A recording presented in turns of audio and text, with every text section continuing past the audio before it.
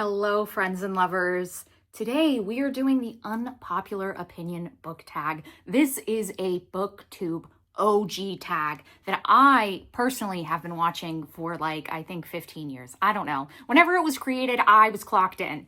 So I've always wanted to do one of these, and I thought this would be just, a fun video. Maybe you can learn a little bit more about the things I don't like, because I think I largely talk about the things I do like. So maybe this will be interesting for you to be like, does she dislike things? Yes, I do.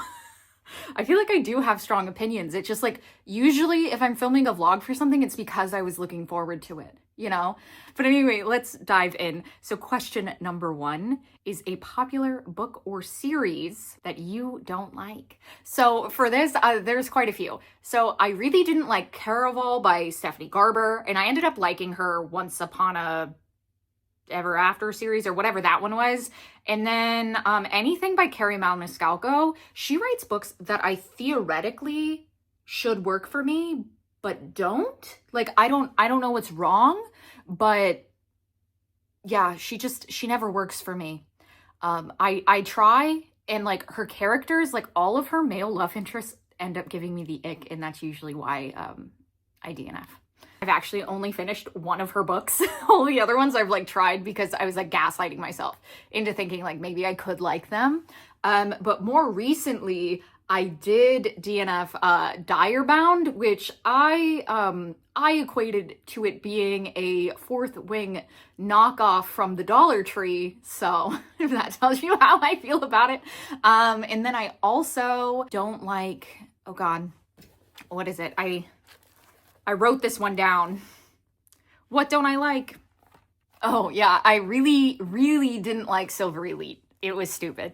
I'm sorry. I know I have friends who actually loved it, and I was this is one of them where I'm like, how? How? I don't get it. 2 is a popular book or series everyone else seems to hate, but you love. So for this, I thought of Bonds of Hercules. I thought it was fun. It does have a very distinct sense of humor that I don't think works for everyone, but I enjoyed. I was actually in a reading slump when I read this, and I flew through it. I thought it was a good time. I'm looking forward to the sequel.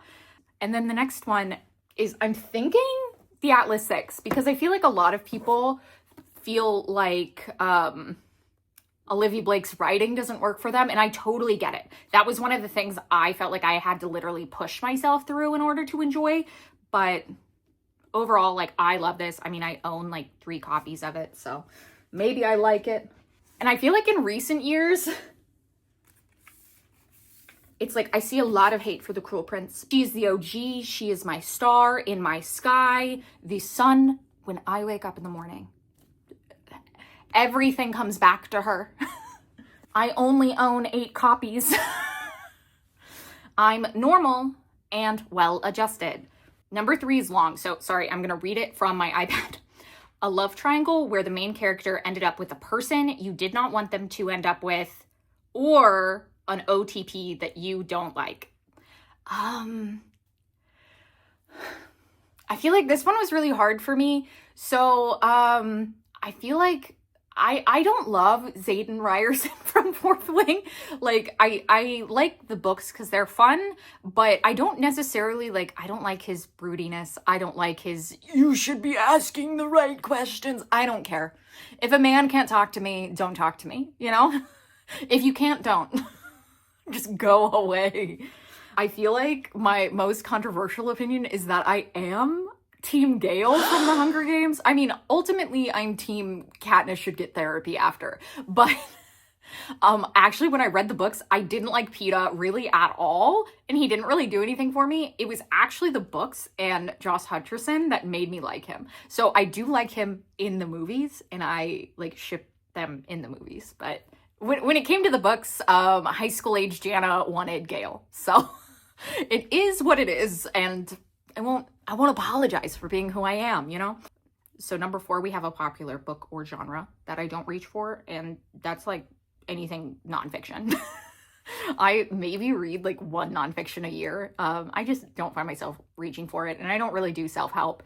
I kind of have a joke that I always tell when people talk to me of oh, have you read self-help? I just act confused and I go, Like, how could I get any better than this? Like, I don't understand.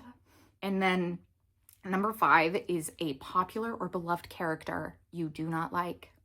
I already said Zayden Ryerson. I'm like, who else don't I like? I guess, like, I'm not a huge Rysand fan. I like him, but like I don't get the hype when like Cassian's right there, you know?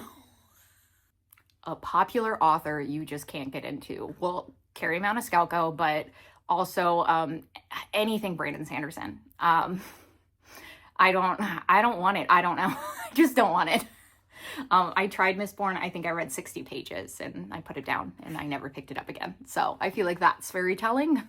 Usually like mostly male authors. I also haven't found like, what's his name? Alexis Hall. Yeah, I've read 2 of their books and neither of them have worked for me. And they seem pretty popular. The only one I do want to try is The Lady Meets Duke. I do love, they write transgender representation. So that always like makes me want to give someone another shot. Okay, and then this one's a fun one, is a popular book trope that you're tired of seeing. And for me, for a while, like something was maximum a 3-star if it had fake dating in it. It got boring. I was like, because they always had like the same fight at the 75% mark where it was like, this was supposed to be fake, and someone's like confessing and the other person like rejects them because it was supposed to be fake, but they both have feelings. And it never made sense to me. I was like, none of this needed to happen. You can't convince me you needed this to happen. And then probably, I really don't like single dad or nanny romances. They tend to make me not want to pick something up because it just feels like they want women to do their domestic labor. And then I'm like, oh, do you like them as a person or because they took care of the child you brought into the world, you know? Number 8 is a popular series that you have no interest in reading. And I feel like this one's probably Red Rising. I don't know. I feel like I've just had it like described to me so many times that I'm like, do I need to read it at this point? Like, I feel like no. And then probably like, yeah, any self-help books, like the Basic Habits or whatever the Atomic Habit is, you know, like they seem boring. I don't want to read them. And then number 9 was, what is a movie or TV show that you think is better than the book? And I think that's Vampire Diaries. Am I saying that because I'm rewatching Vampire Diaries right now? Yeah, and I love it. I read the books back in middle school and I've never felt the need to pick them up again. They definitely have a very different vibe than what the show brings, and what I want in the show is CW realness, and that's what it's giving me. So let me know if you were surprised by anything. I feel like if you're my friend, these are going to be so like, yeah, we knew that already. But anyway, as always, thank you so much for watching.